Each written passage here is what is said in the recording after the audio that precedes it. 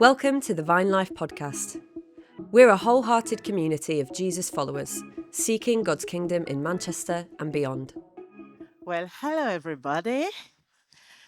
There are lots of you today, and I'm nervous. It's one of those things where Rav goes, "Oh, you're speaking," and then you're like, "Okay, it's Dedication Sunday. Probably it's just the one family. So, in terms of how many people actually come in, it shouldn't be too much." And then I walk in, I'm like, "Whoa!" Like there are a lot of you. Um, but that's a good thing. We're glad to have your worship with us today. If you are worshiping with us for the first time, well, hello, hello, hello, and welcome. We are hoping that you've enjoyed the service so far. Um, yeah, so I am not a speaker. I'm not a Bible. I wouldn't describe myself as a Bible teacher. When I think of Bible teachers, I'm thinking of like the Hodges, Ralph, Micah, like those sort of people, not me. So today, I'm just going to be sharing a little thing. And the good thing about that approach is you won't be sat here for too long because before you know it, I've run out of my words and the band is up and you're out of here. But so, well, it's lovely to be together again on this Dedication Sunday. And Dedication Sunday is a day when we get to celebrate new life. We get to give thanks to God for his faithfulness, for the gift of and the gift and blessing of children. And we get to give back those children to God in appreciation and just in recognition that they came from him anyway. But it's not just the children, it's also an opportunity for us to dedicate ourselves to God afresh, to Him. And it's something it's not a once and done thing.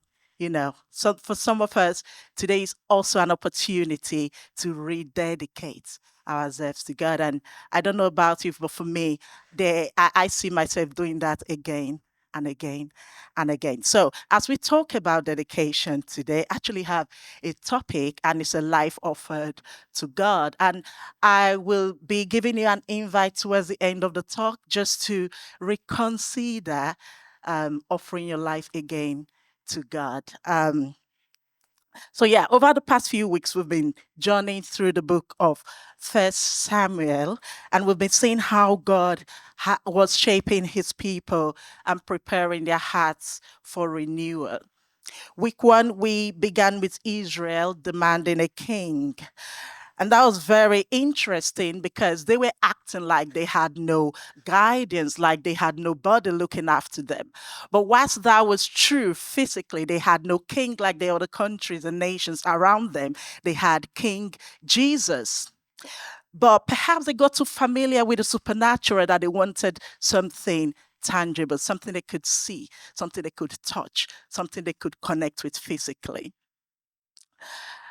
They just wanted something they could control. And sometimes I want something I can control. So that was very relatable and very challenging for me personally.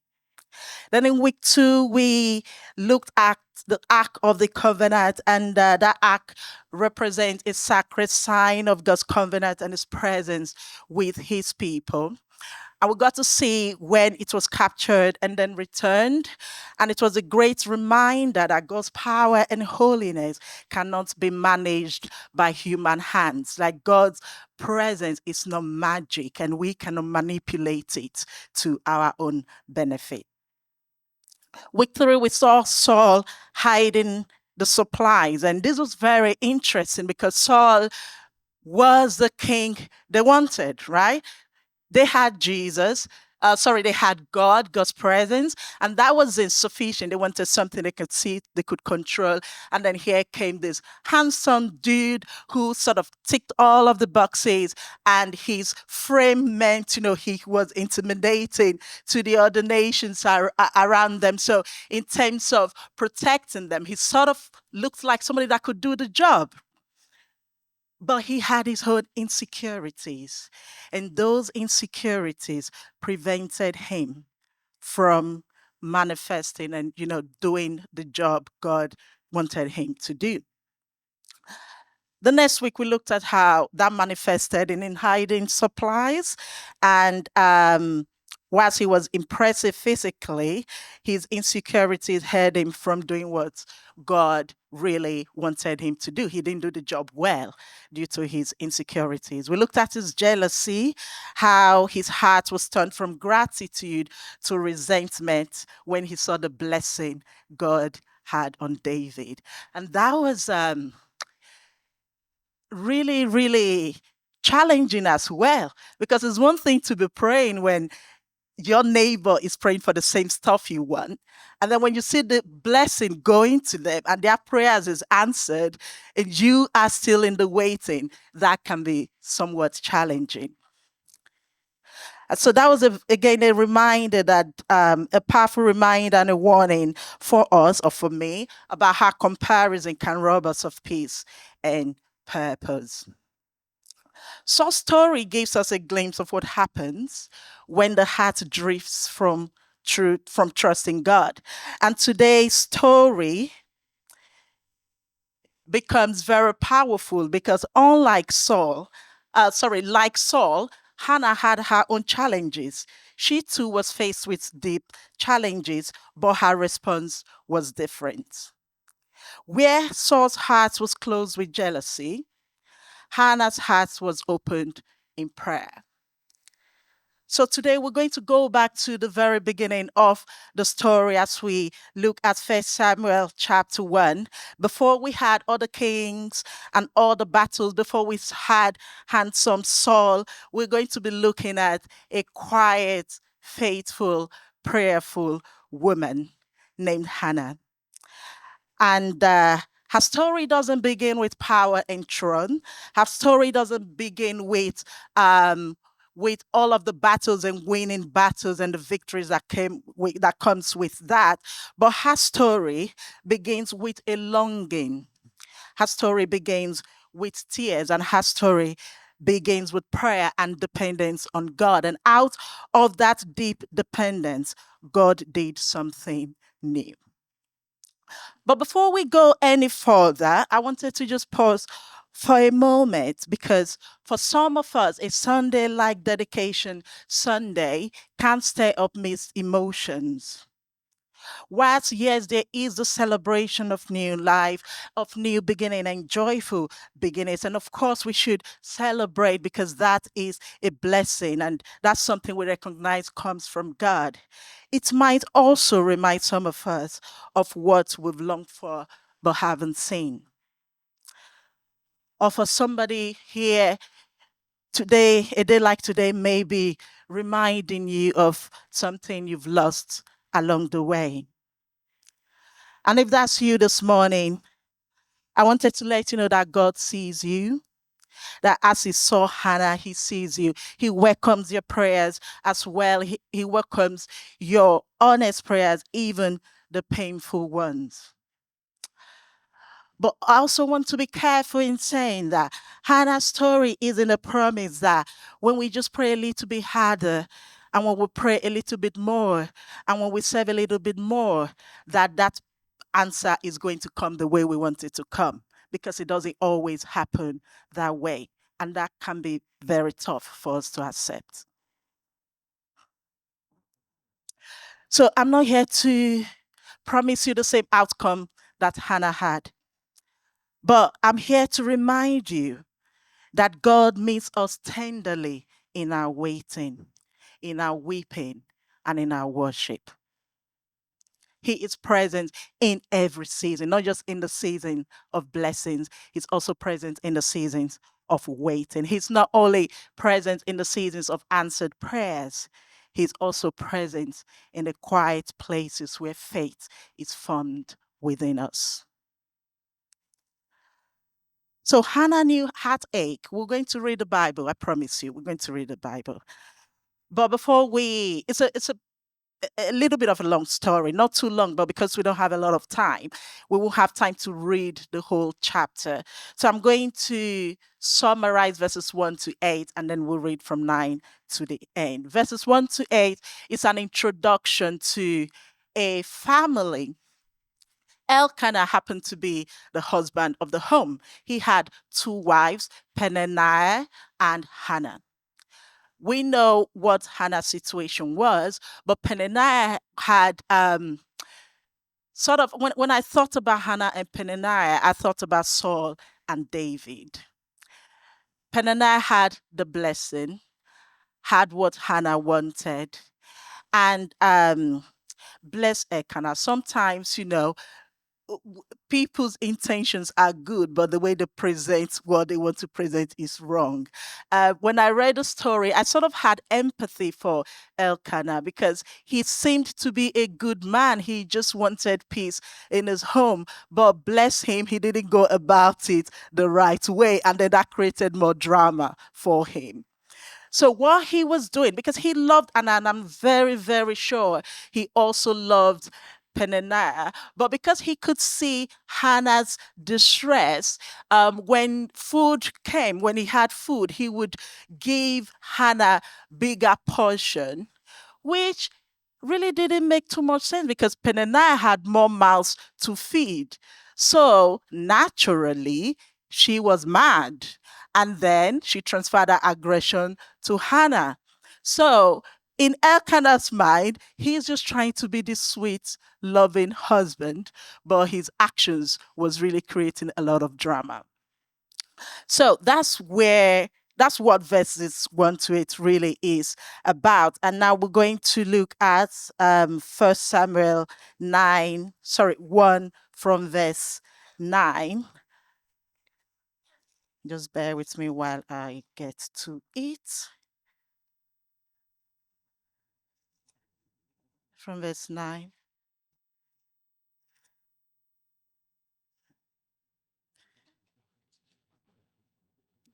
Okay. So Hannah, yeah, that happened in the house, and Hannah, instead of fighting Peninnah, would go to the temple to pray. And she got to the temple, and one day she was praying, and the priest at the time, Eli, saw somebody in a position and just assumed that she was drunk because her lips were moving and it was very early in the morning. So Hannah again understood the whole thing of being misunderstood. Even in her distress, she was also misunderstood in the temple. And we hear church hurt quite a lot. Hannah experienced that as well. But like I said, she didn't stop praying because of that. She explained to Eli what the situation was, and Eli sort of gave her encouraging words, and that brings us to verse 9. So once after a sacrificial meal at Shiloh, Hannah got up and went to pray. Eli the priest was sitting at his customary place beside the entrance of the tabernacle. Hannah was in deep anguish, crying bitterly as she prayed to the Lord.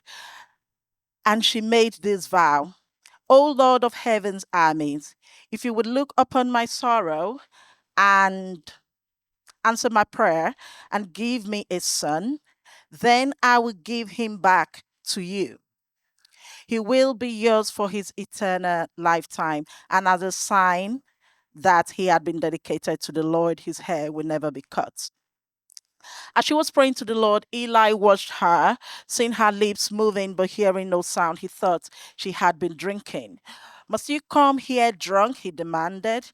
Throw away your wine. Oh, no, sir, she replied. I haven't been drinking wine or anything stronger, but I am very discouraged, and I was pouring out my heart to the Lord. Don't think I'm a wicked woman, for I've been praying out of great anguish and sorrow. Well, in that case, Eli said, Go in peace. May the God of Israel grant the request you've asked for. Oh, thank you, sir, she exclaimed. Then she went back and began to eat again, and she was no longer sad. Verse 19. The entire family got up early the next morning, and went to worship the Lord once more. Then they returned home to Ramah. When Elkanah slept with Hannah, the Lord remembered her plea. And in due time, she gave birth to a son. She named him Samuel, for she said, I asked the Lord for him.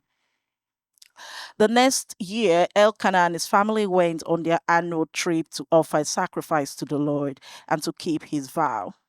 But Hannah did not go. She told her husband, "Wait until the boy is weaned, then I will take him to the tabernacle and leave him there with the Lord permanently." Whatever you think is best, Elkanah agreed. "Stay here for now, and may the Lord help you keep your promise." So she stayed home and nursed the baby until he was weaned. Verse 24. When the child was weaned, Hannah took him to the tabernacle in Shiloh. They brought along a 3-year-old bull for the sacrifice and a basket full of flour and some wine. After sacrificing the bull, they brought the boy to Eli. "Sir, do you remember me?" Hannah asked. "I am the very woman who stood here several years ago praying to the Lord. I asked the Lord to give me this boy, and he has granted my request. Now I'm giving him to the Lord, and he will belong to the Lord his whole life." And they worshipped the Lord there. So this morning, I wanted to start off. I mean, we know the story. If you've been in church for a little bit of time, you know the story of Hannah. And honestly, I don't have some groundbreaking revelation to bring to you today. But I just thought from the story, there are several dimensions we could take it. But because it's Dedication Sunday, I really wanted to focus on what a prayer can do for a generation, because when we birth a child, when we bring a child into the world, that is a new generation. And that's sort of the first thing that jumps out to me today. Hannah's story reminds us that what we bring before God in prayer can shape generations. And we've heard stories of the wonderful families and how they shared the dreams they had, when before the baby was even born, how they immerse themselves in prayer. And those prayers, they don't fall to the ground. Those prayers, God uses them to mold and shape those children. In verses 10 to 11, Hannah read her vow: "Lord Almighty, if you look on your servant's misery and remember me, I will give him to the Lord for all the days of his life." Now, that's not a casual promise. At the time, we need to remember the situation Hannah was at. She had no child. She has prayed for this child for perhaps years. The Bible doesn't quite say, but it did sound like she's been praying for a very long time. And now the child comes, and she's saying to God, "If you give me this child, I will give the child back into the temple. I will give the child back to you to serve you in the temple forever. Not, I will give the child to you for 10 days, for 20 days, for 30 days. It will be yours forever." That was a radical act of worship. It reminds me of Abraham's offering Isaac, and it is that posture of surrendering what we hold dearest.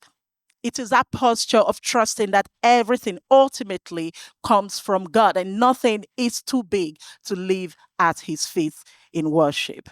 And what makes Hannah's vow so remarkable is that what she was doing was not common at all. Of course, we had some people offered their children to be Nazarites. It was called a Nazarite vow, but it was often it was normally a temporary thing. So it could be 30 days, 60 days, and maybe 100 days. Very few people in the Bible, now I may be wrong, but I think three, Samson, John the Baptist, and Samuel, were Nazarites forever. I could be wrong. I don't know, but yeah, they dedicated their lives to that vow forever. So for Hannah to promise Samuel to lifelong service, that was an extraordinary act of trust and devotion. So it's one thing to say something in prayer when you don't have the blessing yet, but it is another thing to honor that vow. And when God answered Anna, she kept her word. She brought Samuel to the temple and said, "For this child I prayed, and the Lord granted me what I asked for." And she released Samuel and let him go. And the Bible says They worshipped there. We see that in verse 28. They worship the Lord there in the temple. Imagine the cost of that worship. Imagine what must have been going through Hannah's mind when she brought Samuel before Eli, knowing that she was going back home empty, knowing that she had a child, but she didn't have that child within her vicinity. So she was ultimately trusting that God was going to look after that child. Imagine the cost of the worship of praising God as you hand over the child you longed for years. That kind of faith is the faith that pleases God. And I thought about it, and the word that came to me was a sacrifice of praise. That was a sacrifice. Faithful and prayerful parenting isn't just about protection or protecting our children or providing for them. It's about us entrusting those children, entrusting their lives, entrusting our plan for their lives into the hands of God. And for every prayer whispered over a child and every story, every Bible story we share to that child or with that child, and most importantly, every act of godly example they see us show weaves into their story. So Hannah has dedicated her child, but I doubt she knew the role that little boy was going to play in history. And like every parent, you for mothers, when you're pregnant, you have dreams and you have desires for your child, but ultimately you don't know, you don't know if that child is going to be the president, if that child is going to be praised. It's not common to know every single detail.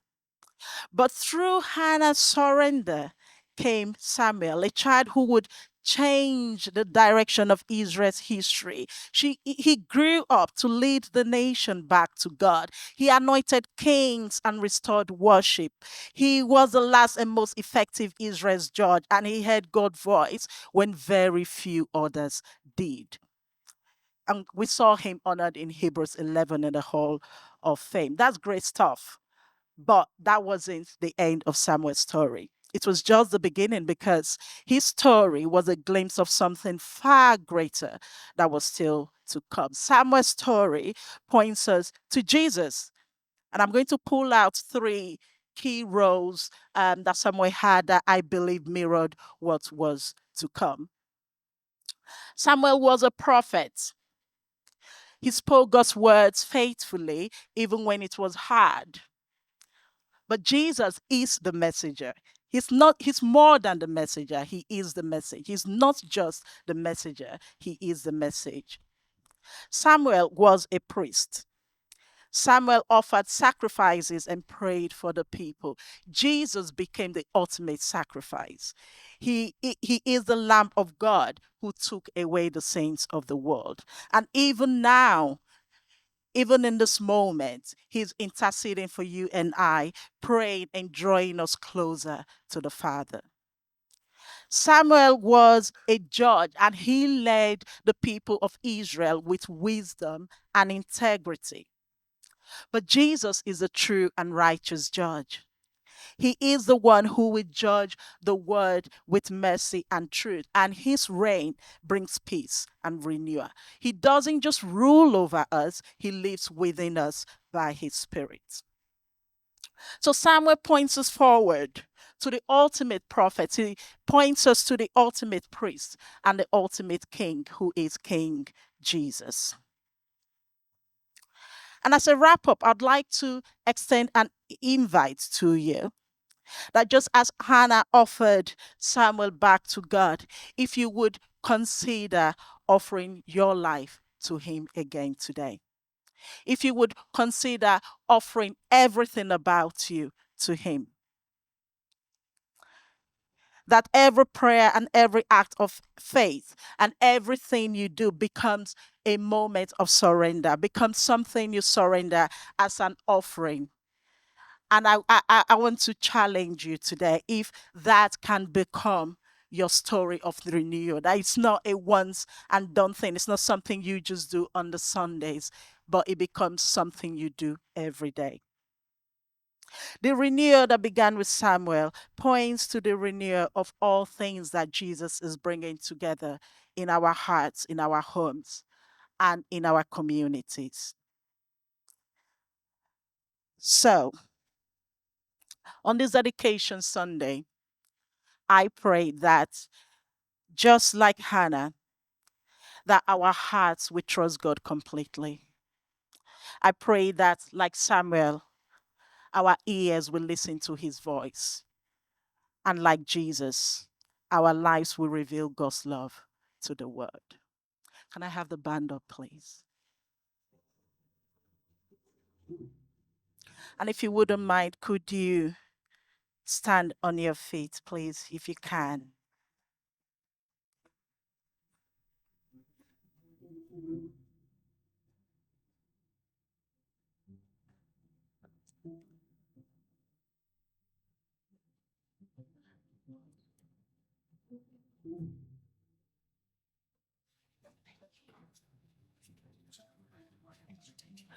For response, I really wanted to land with the high, but I could not also shake the fact that today's service could have been heavy for some people in the room. And if that's you, I really wanted to give you the opportunity to lay an offering before God and just say, God, yes, again, I surrender this pain. Doesn't have to be a pain linked to childbirth. It could be any pain. It could be a child who you dedicated, but their life now no longer looks like what you thought it would be. I really wanted to give you an opportunity to lay that at the feet of Jesus again because he hears, he sees, and he knows. And secondly, I wondered if there are people in the room today who might want to seize this opportunity to rededicate their lives to him again and to perhaps recognize again that he is actually capable of looking after your heart. That, like Hannah, you can just release totally and release the need for control or trying to manipulate anything to get an outcome, that you will trust that the presence of God is enough. So if that's you, I know that's me for sure. I wanted to just give you perhaps a minute or two to utter a prayer to him and just say again and again and again, I'm offering my heart because I trust that you can keep it. I'm offering my desires because I trust that you know them and you can shape them to be like yours. I offer again myself to you. Hope you enjoyed today's message. If you want to find out more, head to our website vinelife.co.uk or find us on socials at vinelifemcr. God bless, and we hope to see you soon.